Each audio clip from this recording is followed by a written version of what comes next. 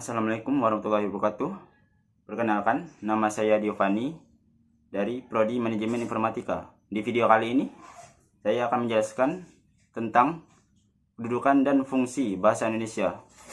Kedudukan bahasa Indonesia ada dua dan memiliki fungsinya masing-masing. 1. Bahasa nasional. Kedudukan paling utama bahasa Indonesia adalah sebagai bahasa nasional, karena hal tersebut tersurat pada Ikrar Sumpah Pemuda pada tanggal 28 Oktober 1928 yang berbunyi menjunjung tinggi bahasa Indonesia. Bahasa nasional ini memiliki 4 fungsi, diantaranya: pertama, sebagai lembaga kebanggaan. Bangsa Indonesia harus menjadikan bahasa Indonesia sebagai lambang kebanggaan dengan cara menjunjung tinggi, mempertahankan, dan mengembangkannya. Yang kedua, sebagai lambang identitas, yang berarti dengan bahasa Indonesia, identitas kita bisa diketahui dengan melihat sifat, perangai, dan watak kita sebagai orang Indonesia.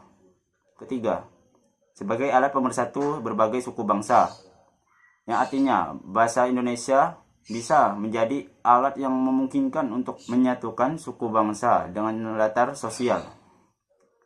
Keempat, sebagai alat perhubungan antar daerah dan budaya, yang jika bahasa Indonesia tidak memiliki satu bahasa, maka masalah utama yang akan muncul adalah masalah berkomunikasi antara suku bangsa. Kedua, bahasa negara. Seiring dengan Hari Kemerdekaan Indonesia 17 Agustus 1945 dan besoknya tanggal 18 Agustus 1945, bahasa Indonesia diakui dan disahkan keberadaannya sebagai bahasa negara yang termasuk dalam pasal 36 UUD Undang-Undang Dasar 1945 yang berbunyi bahasa negara adalah bahasa Indonesia. Bahasa negara juga memiliki 4 fungsi, diantaranya: 1. Sebagai bahasa resmi kenegaraan yang biasa digunakan di kegiatan acara kenegaraan, pidato kenegaraan, dan sejenisnya. Kedua, sebagai bahasa pengantar di dunia pendidikan yang digunakan sebagai kegiatan belajar mengajar di sekolah maupun perguruan tinggi.